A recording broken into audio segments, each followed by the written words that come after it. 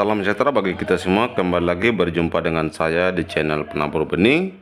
Kita akan kembali mendengarkan kesaksian seorang murtadin di mana ia memutuskan pindah agama dari Islam ke Kristen karena di mana keyakinan yang dulu masih usia yang muda, tetapi ia sudah diajarkan yang namanya kebencian, sehingga bagi dia ini adalah agama yang tidak masuk akal dan tidak mengajarkan kebenaran, sehingga ia mencari tahu tentang jati dirinya dan juga mencari tahu siapakah Yesus yang sebenarnya. Padahal dalam ceritanya ia sangat membenci yang namanya orang Kristen, tetapi dengan cara Tuhan ia diubahkan untuk menjadi pengikut Kristus karena ia percaya bahwa satu jiwa yang percaya seisi rumah akan diselamatkan, mendapatkan pengampunan dosa, dan hidupnya diselamatkan. Karena itu mari kita menyimak video kesaksian berikut ini. Oke, kita kasih naik tadi Diana. Oke, tadi sempat ini ya, kita kasih ulang naik Diana. Oke Diana, mohon maaf tadi saya turunkan karena sinyal tadi tidak baik, begitu. Iya, nggak apa-apa Bang. Oke. Iya, ya saya Diana. Di sini saya sebenarnya mau bersaksi. Oh boleh. Diana lahir Kristen atau sebelumnya itu bagaimana? saya Muslim Islam. Waktu kecil lahir Islam. Jadi papa saya itu mualaf, nikah sama mama.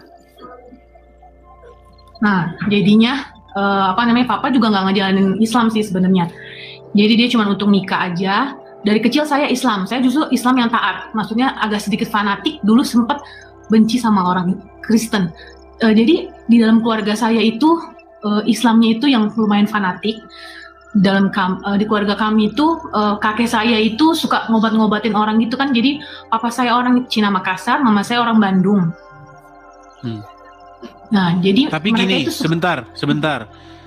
Ya. Di sini kan tidak boleh hanya sekedar ngaku-ngaku. Nanti kalau sekedar ngaku-ngaku ya Muhammad juga ya ngaku jadi nabi gitu. Gini. Yang ingin saya uji dulu nih, dan teman-teman juga pasti sama pengen nguji. Kalau memang mantan muslimah dulu ngaji, sholat, begitu bisa baca-baca doa-doa sholat, doa-doa ngaji, atau doa-doa baca Al-Quran, coba kami pengen dengar. Surat Al-Kautsar aja ya. Silahkan. A'udzubillahiminasyaitonirrajim. Bismillahirrahmanirrahim. Inna a'toinakal kautsar fasholli lirabbika wanhar. Inna syani'aka huwal abtar. Sah, ini udah pasti muslimah. Dari cara dari ngomongnya itu udah sangat ini biasa ngaji. Ya, silakan. Lanjut. Iya. Jadi jadi saya itu dari kecil memang ngaji itu sampai dua kali tamat Al-Quran, tapi saya nggak tahu artinya. Jadi di keluarga saya harus ngaji, harus setiap hari itu harus ngaji. Saya di Lampung, waktu itu saya di Tanggamus, Lampung. Waduh, jadi Tanggamus ternyata. Waduh, tetangga saya. Saya lahir di Lampung, jadi mama saya itu udah migrasi dari Bandung ke Lampung, udah punya perkebunan di sana. Saya nggak pernah merasa kalau saya itu akan Kristen gitu. Jadi dari kecil saya Islam yang taat, malah saya benci banget sama orang Kristen. Nggak tahu kenapa dalam keluarga saya didoktrin kalau Kristen itu kafir, jadi benci sama orang Kristen. Kayak nggak suka gitu. Padahal keluarga papa saya itu Kristen. Jadi saya juga orangnya juga sama fanatik. Jadi saya pikir iya, saya nggak suka sama orang Kristen. Tapi ternyata waktunya Tuhan, dan Tuhan itu memang punya rencana gitu kan. Jadi setelah lulus SD, saya diajak papa saya untuk ke Jakarta. Nah, saya melanjutkan sekolah, saya tinggal dengan tante saya. Tapi saya nggak mau diajak untuk ke gereja, untuk jadi Kristen. Saya nggak mau. Saya bilang saya itu orang Muslim. Saya bilang saya Muslim. Saya nggak suka sama orang Kristen. Saya benar-benar fanatik. Saya sekolah tetap Islam. Saya pakai kerudung pakai jilbab hari Jumat itu saya harus pakai. Udah gitu nilai agama saya 9, 10, semua Yasin aja saya udah hafal waktu itu kan. Pokoknya saya udah benar-benar Islam yang taat. Tapi Tuhan punya rencana, tiba-tiba ada acara SPK. Saya pengikut Kristus. Itu ada 3 hari acara Champion Gathering. Jadi ada satu kakak-kakak pembinanya itu terbeban untuk saya ikut. Di situ saya bilang, dia sampai biayain saya karena saya masih anak-anak. masih umur 12 tahun saat itu. Dia bilang, kamu aja yang ikut, saya biayain kamu untuk pergi. Saya bilang, aduh gak usah kak, saya bilang gitu. Tapi akhirnya saya pergi. Saat pergi ada acara baptisan Roh Kudus. Nah, saya kan nggak bisa berdoa, saya nggak bisa menyebut nama Yesus, itu sangat-sangat susah di mulut saya. Saat ada baptisan Roh Kudus, tiba-tiba Roh Kudus bilang, katanya kamu maju aja ke depan, ada artalkol gitu, maju ke depan didoakan. Saya maju, saat saya maju saya nangis, dan saya bilang, saya nggak bisa untuk menyebut nama Yesus. Tiba-tiba pembinanya doain, bilang gini, sebut aja nama Yesus. Akhirnya saya bilang, gak bisa, saya bilang, saya udah nangis. Sebut aja nama Yesus. Saat saya bilang, Yesus, saat saya menyebut nama Yesus, itu hati saya damai.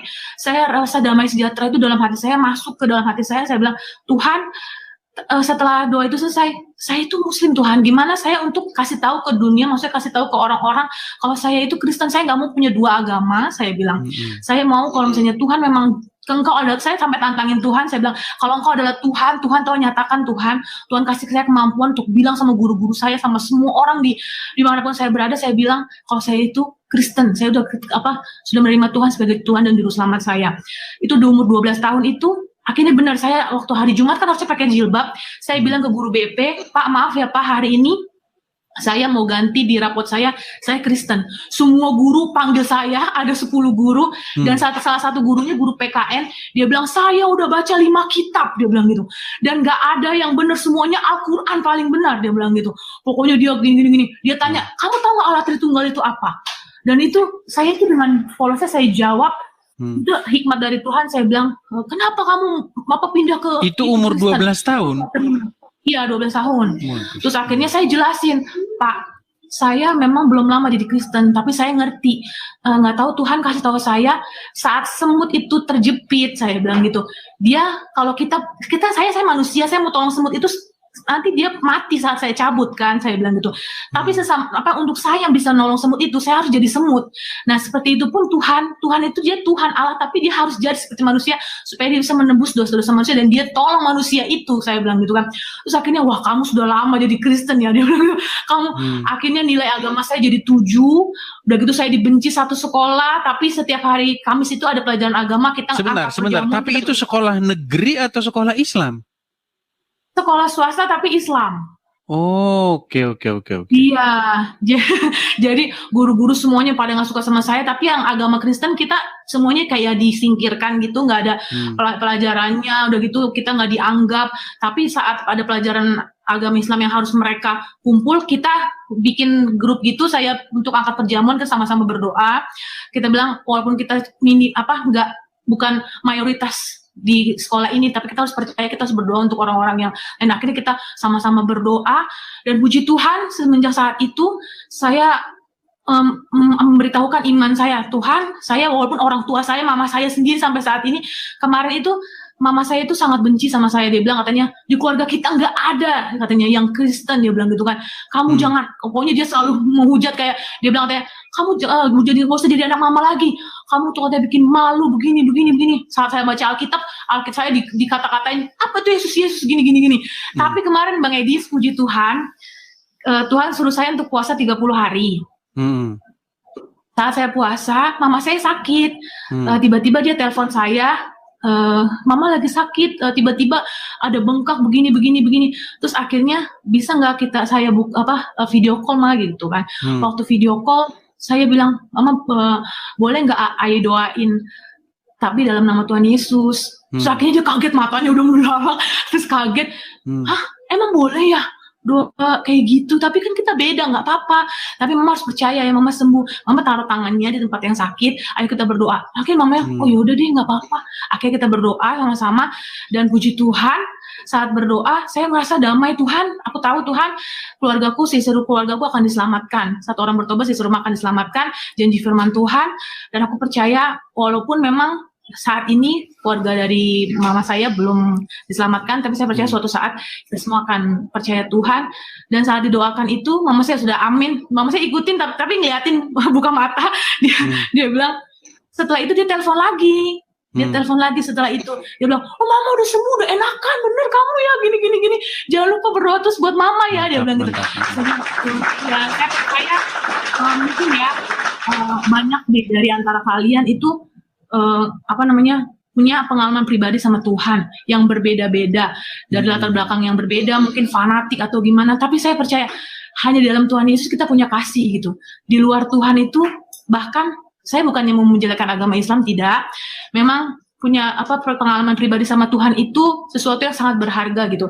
Jadi memang Tuhan itu beberapa kali kayak menunjukkan, karena dia Tuhan adalah jalan kebenaran dan hidup. Walaupun orang Islam selalu berdoa untuk ihdina shiratal mustaqim, tunjukkan kami, selalu bersujud untuk cari itu.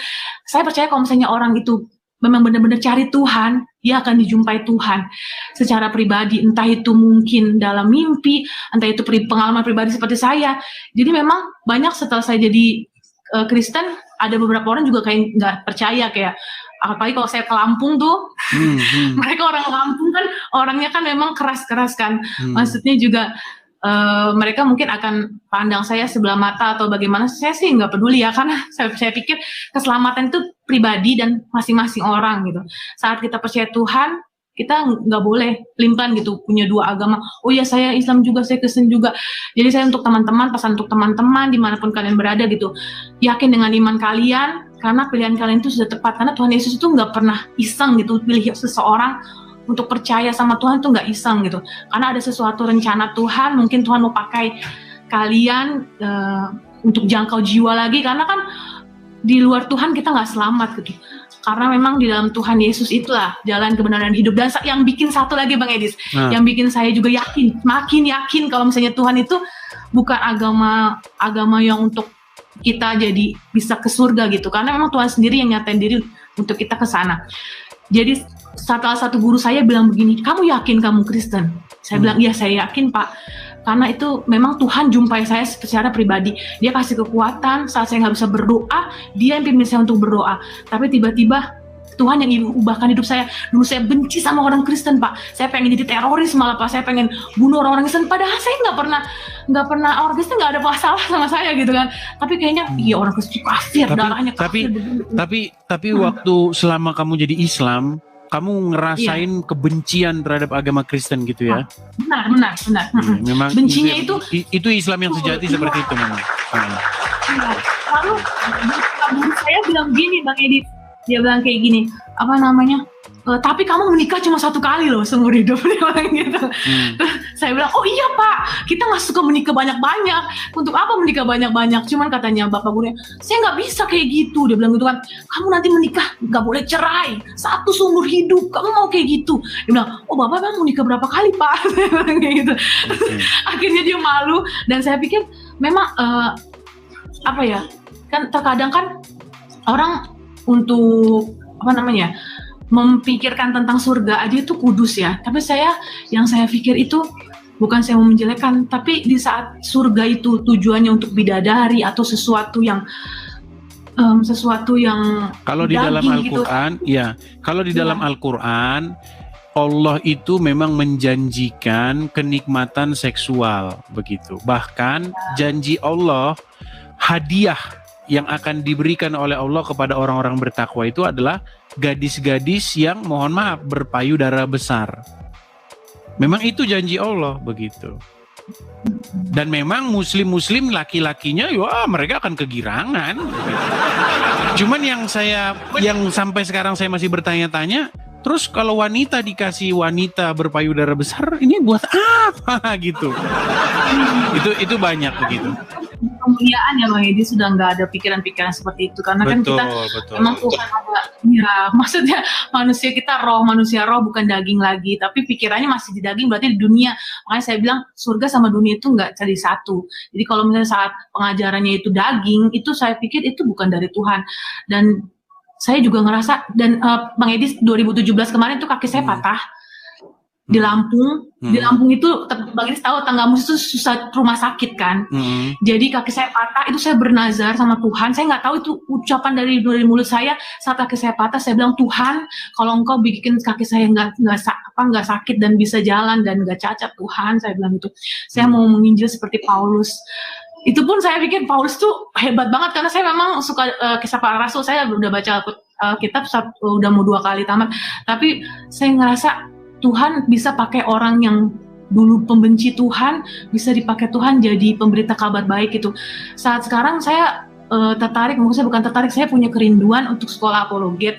Cuman saya pikir untuk melihat debat-debat Bang Edi ini sangat memberkati, jadi menjadi motivasi dan jadi hati saya, Tuhan, kalau misalnya memang Tuhan mau pakai saya, hidup saya gitu, biarlah kemanapun saya berada, saya mau memberitakan kabar baik, karena juga orang-orang di luar sana, memang jiwa mereka jiwa yang terhilang gitu, supaya bisa percaya Tuhan Yesus. Cuman ya masih bantu dalam doa Bang Edis. Amin, amin. Teman-teman juga saya akan mendoakan. Nah, ini ada satu statement menarik nih. Sekolah teologi jurusannya apologet. Nah, kayaknya di Indonesia memang belum ada itu. Sekolah teologi bagiannya jurusannya apologetika. Tapi kalau di sini di Amerika Serikat itu ada. Jadi sekolah teologi jurusannya apologetika. Nah, apologetika ini adalah bagaimana menjawab dan mengcounter pertanyaan-pertanyaan yang mencecar kekristenan. Baik itu dari pertanyaan, kalau di sini tuh pertanyaan itu lebih banyak dari orang-orang yang ateis. Orang-orang yang tidak mempercayai Tuhan, seperti itu. Dan juga termasuk pertanyaan-pertanyaan dari Muslim, pertanyaan-pertanyaan dari Kristen sendiri, seperti itu, apologetika. Mungkin sekolah teologi sudah waktunya untuk membuka cabang ini, ya, membuka cabang jurusan, yaitu sekolah apologetika ini. Dan ini, cuman memang kalau di Indonesia ya, berapologet di Indonesia, itu memang kita tidak bisa all out. Kita tidak bisa betul-betul secara totalitas. Kenapa? Karena mungkin kita akan lebih banyak defend begitu ya, lebih banyak bersifat bertahan saja. Ada orang Muslim bertanya, kita jawab. Kalau tanya balik itu takutnya nanti penistaan agama gitu. Iya. Seperti ya, itu. Ya puji Tuhan Bang Edis, dengan acara ini sangat memberkati. Mungkin terkadang agak sedikit terdengar frontal, tapi saya juga waktu dengar Bang Edis ternyata orang Lampung. Wah, maksudnya pernah di Lampung itu memang saya lahir besar di Lampung. Besar di Lampung. Cuman saya sudah lama meninggalkan Lampung begitu. Iya, ya saya berdoa juga semoga nanti rumah apologet yang sedang direncanakan oleh Bang Edis itu bisa berjalan lancar. Meskipun banyak hujatan atau seperti apa, saya berharap Bang Edis tetap kuat dan tetap percaya. Banyak yang mendoakan juga supaya Bang Edis tetap kuat di sana, jangan patah semangat, memberitakan kabar baik sama orang-orang itu. Mungkin memang orang-orang itu memang pikirannya belum terbuka gitu ya. Saat saya di dalam Islam pun saya ngerasa hikmat, marifat, segala sesuatu yang saya nggak tahu waktu saya Islam itu dibukakan setelah saya terima Tuhan. Karena setelah terima Tuhan Yesus itu tiba-tiba damai sejahtera itu masuk dalam hati saya nggak jadi pembenci lagi, saya jadi nggak punya akar pahit sama orang. Juga saya juga ngerasa ternyata hidup saya itu anugerah, saya mau bagikan lagi sama orang-orang di luar sana yang belum percaya Tuhan gitu.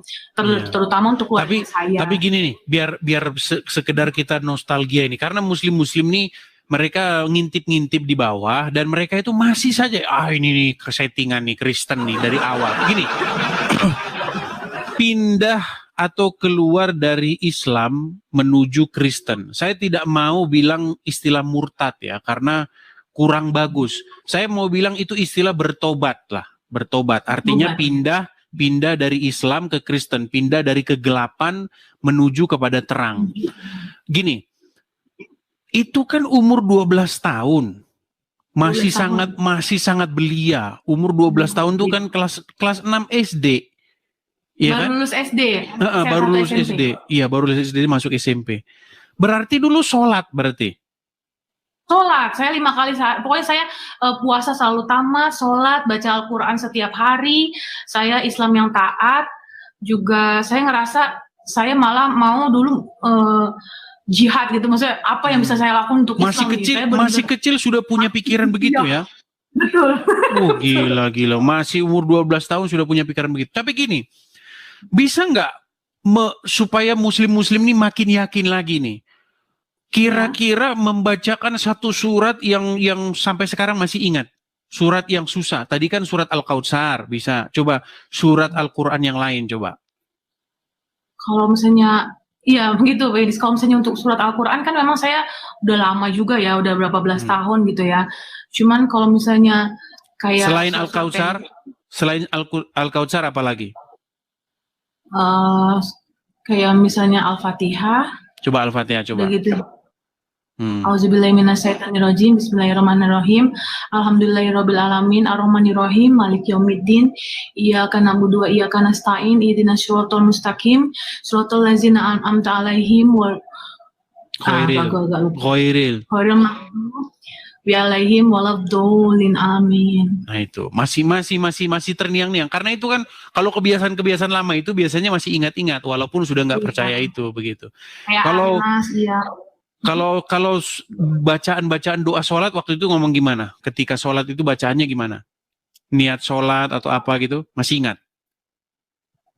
Kalau misalnya sholat, usoli sunatan, kalau misalnya tarawih kayaknya, usoli sunatan udah agak lupa sih. Sudah lupa ya, memang karena sudah lama ya, sudah lama. Iya, ya. Gak apa-apa lah. Artinya masih ada bekas-bekasnya lah seperti itu. Ada sparkling langsung oh iya, panjang. kalau ada. Iya, baik. Kalau ada pemicunya begitu. Wal Qur'anil Hakim, innaka laminal mursalin, tanzilal azizir rahim. Pokoknya dulu ada nadanya gitu kan kalau misalnya baca Al-Qur'an, itu juga segala sesuatunya harus dari masih ada bekas-bekas ya muslimnya yang masih tertinggal seperti itu. Ya, jadi kalau muslim di bawah kalian masih mengatakan oh dasar oten jamar begini ya. Itu derita kalian ya, itu derita kalian. Yang jelas tiap hari ya selalu ada saja ya kesaksian dari orang-orang Islam yang telah meninggalkan agama Islam, yang telah meninggalkan kegelapan menuju terang. Ya, yang muslim saya cuma mau bilang sama kalian, kapan kalian ikutan? Seperti itu. Oke lah, Diana, mungkin ada pesan terakhir yang mau disampaikan supaya kita berikan kesempatan kepada yang lain. Oke, di sini saya mau memberikan kesaksian ini bagi kalian bukan untuk menjatuhkan agama Islam atau menjelekkan agama Islam, tapi kalian harus lihat hidup saya itu menjadi salah satu contoh di saat kalian mencari kebenaran itu. Dan saya mau kasih tahu kalian, Tuhan Yesus itu Tuhan yang hidup. Dia itu bukan cuman walaupun kalian bilang tapi dia manusia, tapi dia itu kenapa harus disalib, kenapa mereka itu Tuhan itu lemah seakan-akan gitu. Itu nggak benar, karena memang dengan penyaliban itu kita semua yang manusia yang berdosa ini bisa diselamatkan. Tanpa Tuhan yang disalib dan Tuhan yang bangkit itu, manusia itu nggak bisa ke surga dan manusia itu nggak bisa dapat keselamatan itu. Meskipun mencarinya dengan mencucurkan darah, itu saya pikir kebaikan manusia itu seperti kain kotor, Bang Edis. Jadi nggak bisa menyelamatkan. Dan dengan kita sholat setiap hari 5 kali, sholat tahajud, segala sesuatu, baca Al-Quran, dan saya pikir benar seperti Bang Edis bilang, jadi baca Al-Quran itu sama artinya. Tapi memang di dalam Al-Quran pun banyak surat perang gitu. Memang beberapa ratusan surat perang yang dibuat oleh Muhammad itu jadi bikin orang jadi pada kebencian gitu. Kalau misalnya untuk membenci orang Kristen gitu kan, padahal orang Kristen nggak bikin sesuatu yang salah. Tapi di sini saya percaya kita kasih contoh-contohnya ya sedikit nih. Mungkin ngomongnya agak sedikit disensor karena posisinya Diana kan juga masih ini. Gini, nanti karena banyak muslim tuh marah biasanya lapor, sikit-sikit lapor dia mereka. Jadi agak sedikit Pak. Gini, ada satu statement tadi yang mengatakan ada ayat-ayat perang begitu di dalam Al-Quran, dan itu banyak memicu orang-orang Islam untuk melakukan tindakan-tindakan dalam tanda kutip ya yang dicap sebagai tindakan terorisme. Kita kasih contoh ya. Ada beberapa kejadian, ini perempuan-perempuan, karena Diana seorang perempuan, saya ambil contoh perempuan-perempuan. Pernah ada kejadian seorang perempuan berjilbab itu ditangkap di gereja. Dia masuk gereja, nih ya, kita baca berita-beritanya supaya tidak dibilang hoax ya. Jadi teman-teman supaya paham, di dalam beberapa beberapa tahun belakangan ya, nih perempuan bercadar ditangkap di gereja. Nih saya tunjukkan ya. Nih, saya balikkan kamera saya. Jadi teman-teman jangan dibilang omongannya Diana itu fitnah ya. Karena memang ayat-ayat di dalam Al-Quran itu memang banyak menimbulkan orang-orang berbuat kriminal. Nih, contoh nih. Heboh, perempuan bercadar, nih ya. Perempuan bercadar diduga bawa pisau masuk gereja Lakar Santi Surabaya. Nih, kelihatan ya? Nih. Seorang perempuan berhijab dan bercadar diduga membawa pisau masuk ke gereja di kawasan Lakarsari, Surabaya. Belum diketahui secara detail terkait peristiwa tersebut. Kapolsek Lakarsari dan seterusnya, perempuan masuk gereja, namun ia belum dapat menjelaskan lebih lanjut. Bla bla bla. Ini satu. Kemudian perempuan membawa pistol itu masuk ke nih ya. Perempuan masuk Mabes Polri, Mabes, nih saya baca ya, Polri, ditembak mati ya, ditembak mati. Nih, perhatikan nih. Nih ya, lihat nih. Kelihatan ya? Iya, kelihatan. Nih. Penembakan Mabes Polri, terduga teroris berideologi ICICICIS ya. Kita harus sensor-sensor ya. Polisi ungkap identitas perempuan 25 tahun. Nih, namanya siapa? Zaskia nih. Ini ya, inisialnya ZA. Nih, Zaskia. Melakukan serangan dugaan. Nah, ini teman-teman, jangan Anda katakan bahwa mereka-mereka ini itu adalah orang-orang yang membaca Injil. Tidak. Mereka itu orang-orang yang membaca Al-Quran, begitu. Dan contohnya bukan 1, 2, 3. Kemarin yang di Surabaya, yang di gereja Katedral Surabaya. Itu bahkan istrinya, suaminya, dan anak-anaknya naik motor ke gereja, terus kemudian meletupkan bom di sana. Seperti itu. Dan Diana tadi sudah cerita, ketika kamu masih kecil, kamu punya giroh semacam itu kan? Punya niatan semacam itu kan? Nah, benar. Jadi bukan omong kosong teman-teman. Bahkan Permadi Arya itu pernah bilang, kalau ditanya apakah teroris itu beragama, iya kata Permadi, dan agamanya adalah Islam. Permadi Arya ya, yang ngomong Permadi Arya bukan saya. Seperti itu. Jadi teman-teman Muslim, jangan kalian itu mengatakan bahwa apa yang diucapkan oleh banyak orang tentang agama Islam itu hanya sekedar angin lalu begitu. Enggak, memang itu berangkat dari sebuah kejadian, serangkaian peristiwa panjang yang membentuk satu kesimpulan seperti itu. Jadi selamat kepada Diana. Dulunya pengen menjadi pembunuh orang, dulunya pengen menjadi sekarang malah ingin menyelamatkan orang seperti itu. Ceritanya mirip-mirip ini. Certa Diana ini mirip-mirip dengan Pak Saifuddin Ibrahim. Pak Saifuddin Ibrahim itu juga dia seorang Muslim, ya. Dia seorang yang di pondok pesantren, bahkan dia itu guru ngaji, ya, guru tafsir Quran, ya, guru hadis di pondok pesantren Al-Zaitun. Nah, bahkan saking bencinya dia terhadap agama Kristen, anak-anaknya itu sampai dikasih nama tokoh-tokoh yang nanti biar membinasakan Kristen. Itu yang diinginkan. Tapi memang akhirnya apa? Akhirnya dia sadar begitu. Kok jadi begini? Akhirnya dia tinggalkanlah Islam itu. Ya, semoga cerita Anda menginspirasi dari banyak orang, ya, yang semoga mereka berpindah dari gelap menuju kepada terang. Oh ya, Mbak Edis, sebelumnya ditutup, ya. Bang Edis tahu nggak arti muslimu? Itu kan katanya dari orang yang berserah diri kepada Isa Al-Masih. Jadi sebenarnya katanya bukan kepada Isa Al-Masih nih, berserah diri kepada Allah gitu. Allah gitu. Ya. Tapi terkadang kalau misalnya ada Allah ya. Tapi kadang ada orang yang bilang katanya itu udah berserah diri pada Isa Al-Masih gitu kan. Makanya saya mau tanya sama Bang Edis. Begitu juga memang di ayat di Al-Quran juga ada bilang itu kotilu kan, harus membunuh gitu kan. Kalau misalnya itu perangi, bunuh bisa. Iya, untuk orang yang nggak mengucapkan kalimat syahadat itu memang harus dipenggal kepalanya kalau misalnya dia nggak mau mengucapkan itu. Kalau di dalam hadis Muhammad berkata, aku ini diutus untuk memerangi manusia sampai mereka mengucapkan tadi itu tidak ada Tuhan selain Allah. Kalau mereka mengucapkan itu, maka mereka itu telah menghalangi Muhammad untuk menumpahkan darah mereka dan mengambil harta mereka. Nih ya, saya bacakan ya. Supaya tidak dibilang fitnah lagi. Karena banyak orang mengatakan fitnah begitu ya. Nih, saya tunjukkan hadisnya ya. Jadi teman-teman muslim harus tahu ya bahwa yang dikatakan oleh Diana itu benar. Nih, hadisnya ini jelas. Ini Arabnya ya, ini bukan karang-karangan.